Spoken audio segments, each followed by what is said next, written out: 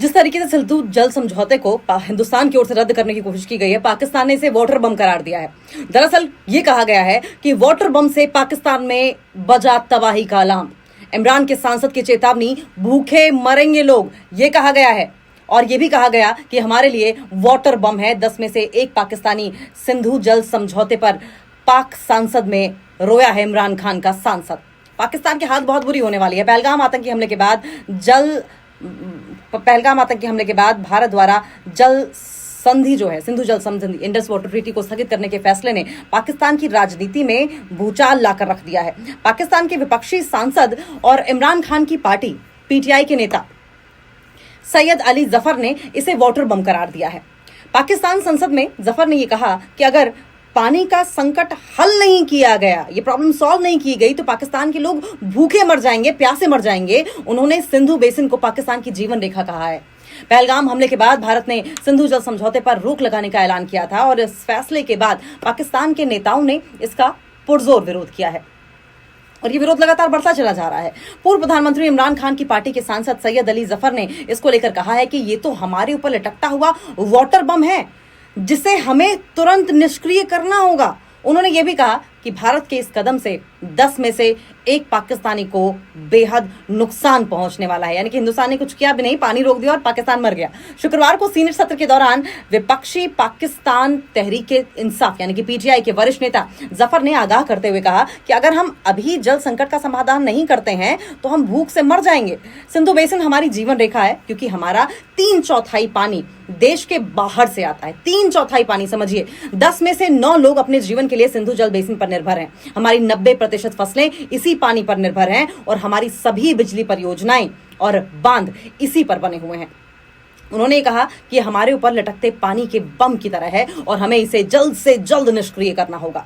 और देखिए, पाकिस्तानी सांसद अली जफर ने कुछ और बड़ी बातें कही हैं और इस दौरान उन्होंने ये कहा कि पाकिस्तानी संसद में बोलते हुए सांसद सैयद अली जफर ने शुक्रवार को यानी कि कल, अगर इस जल संकट को जल्दी नहीं सुलझाया गया तो भुखमरी फैल सकती है, लोग भूखे मर सकते हैं और बड़े पैमाने पर मौतें होंगी, बड़े पैमाने पर। उन्होंने आगे कहा कि सिंधु बेसिन हमारी लाइफलाइन है, अगर हम जल्दी इसका समाधान नहीं करते हैं तो हम भूख से तड़प तड़प कर मर जाएंगे। पाकिस्तानी सांसद ने कहा कि देश के बाहर से आने वाले पानी का 3/4 हिस्सा इसी पर आधारित है। 10 में से 9 लोग सिंधु जल बेसिन पर निर्भर हैं। पाकिस्तान की 90% फसलें, न सिर्फ फसलें बल्कि पावर प्रोजेक्ट्स भी इसी पानी के ऊपर लटके हुए हैं, पानी के बम की तरह, और हमें इसे जल्द ही निष्क्रिय करना होगा। देखिए, यह नौबत क्यों आई? क्योंकि प्रधानमंत्री मोदी ने पाकिस्तान को चेतावनी दी थी। और क्या चेतावनी दी, ये भी सुनिए। देखिए, पहलगाम आतंकी हमले के बाद भारत ने पाकिस्तान से सारे रिश्ते खत्म कर लिए थे। पीएम मोदी ने स्पष्ट किया था कि जब तक पाकिस्तान आतंकवाद को नहीं रोकता तब तक सिंधु जल समझौता स्थगित रखा जाएगा। इसके अलावा पीएम मोदी ने यह साफ कहा कि खून और पानी एक साथ नहीं बहा करते हैं। पाकिस्तान को लेकर युद्ध जैसी भविष्यवाणियां की गई हैं। पाकिस्तान तहरीक इंसाफ पार्टी के सीनेटर अली जफर ने सीनेट को बताया कि पानी की कमी हम पर थोपी जा रही है और पानी की कमी की वजह से हम पर युद्ध थोपा जा रहा है। 21वीं सदी में पानी को लेकर युद्ध लड़े जाने की भविष्यवाणियां जो हैं वो अब सच होती दिखाई दे रही हैं, सच साबित हो रही हैं। अकाल का सामना करना पड़ सकता है। उन्होंने कहा कि अगर हम जल के अपने मुद्दे को हल नहीं करते हैं तो हमें अकाल का सामना भी करना पड़ सकता है। सिंधु हमारी जीवन रेखा है, ये वास्तव में हमारे ऊपर लटका एक वाटर बम है जिसे हमें निष्क्रिय करना होगा। कभी मोस्ट फेवर्ड नेशन का दर्जा हिंदुस्तान ने पाकिस्तान को दिया था, लेकिन अब हालत यह है। आपको बता दें कि 22 अप्रैल को पहलगाम हमले में 26 लोगों की हत्या के बाद भारत ने सिंधु नदी जल संधि को अस्थायी रूप से निलंबित कर दिया। भारत ने कहा कि जब तक पाकिस्तान सीमा पर आतंकवाद नहीं रोकता तब तक खून और पानी एक साथ नहीं बहेंगे, एक साथ नहीं बह सकते। विदेश सचिव विनय क्वात्रा के नेतृत्व में भारत ने 7 देशों में विशेषकर कूटनीतिक टीमें भेजी ताकि पाकिस्तान के पीड़ित देश वाले दावे को नकारा जा सके। संधि का महत्व क्या है और इस संधि का असर क्या है? दरअसल 1960 में हुई सिंधु जल संधि 6 नदियों सिंधु, झेलम, चिनाब, रावी, व्यास और सतलज के जल बंटवारे को तय करती है। पाकिस्तान 93% सिंधु जल का उपयोग सिंचाई और बिजली उत्पादन में करता है और इसकी 80% जो कृषि भूमि है इन जल स्रोतों पर निर्भर है। भारतीय विशेषज्ञों के अनुसार भले ही अल्पकालिक प्रभाव सीमित हो, लेकिन दीर्घकाल में भारत जल प्रवाह को मोड़ने या फिर भंडारण संरचनाएं बना सकता है, जिसका सीधा नुकसान पाकिस्तान को होगा। पाकिस्तान की प्रतिक्रिया क्या है इस पर? पाकिस्तान सरकार ने भारत से निर्णय पर पुनर्विचार करने को कहा है। उप प्रधानमंत्री इशहाक डार ने भी इस पर अब तीखी प्रतिक्रिया दी है और इशहाक डार ने तीखी प्रतिक्रिया देते हुए कहा है कि हम भारत को छोड़ेंगे नहीं, लेकिन इस तरह की शार्क डार्क की ओर से बहुत बार प्रतिक्रिया दी जाती रही है, न्यूक्लियर वॉर की प्रतिक्रिया देते रहे हैं वो, लेकिन न्यूक्लियर वॉर क्या इतना आसान है, ये भी सोचने वाली बात है। लेकिन आप समझें हिंदुस्तान का इस पर रुख क्या है। हिंदुस्तान का जो रुख है इस पर वो पूरा साफ है, और भारत ने साफ शब्दों में ये कह दिया है कि आतंकवाद और समझौता एक साथ नहीं चल सकता है।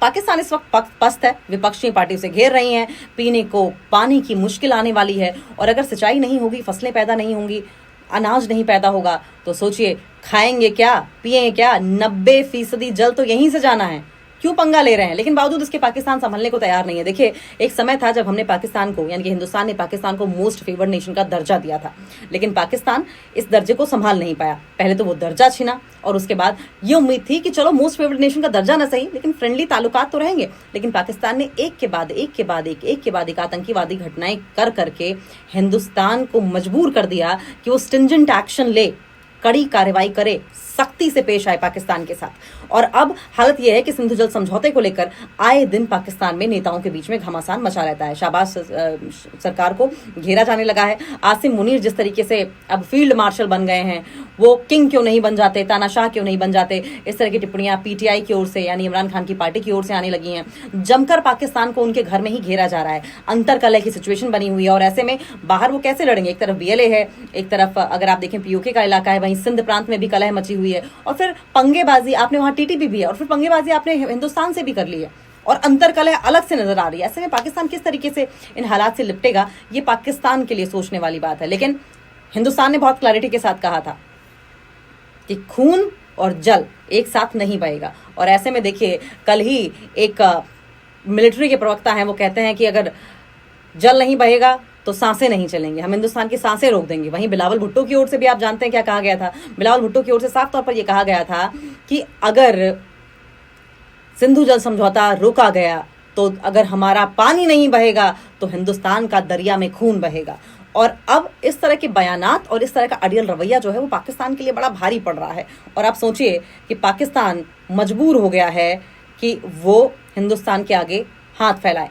हाथ फैला नहीं सकता, आवाम को जवाब क्या देगा। यूएनएससी में रोना रोया, अमेरिका को मध्यस्थ बनाया, लेकिन उसके बावजूद समस्या का हल तो हुआ नहीं, क्योंकि नदी जो है वो अमेरिका से या यूएनएससी से होकर गुजरती नहीं है, वो हिंदुस्तान से होकर गुजरती है। और हिंदुस्तान ही इस बात को तय करेगा, वो भी आपके रवैये के अनुसार। हिंदुस्तान को आपकी आवाम से जाहिर है प्यार है। आपकी तरह हिंदुस्तान बेमुरव्वत मुल्क नहीं है जो अपनी ही आवाम को ह्यूमन शील्ड बनाकर इस्तेमाल करे, लेकिन आपका रवैया ये तय करेगा कि आपकी सेना, आपके आतंकवादी, आपकी सरकार का रुख हिंदुस्तान की आवाम के लिए क्या होता है। और उसी बिना पर, उसी बिहाफ पर यह तय किया जाएगा कि सिंधु जल समझौते को लेकर क्या आगे रुख हिंदुस्तान का रहने वाला है। पाकिस्तान को राहत देनी है या प्यासे मार देना है।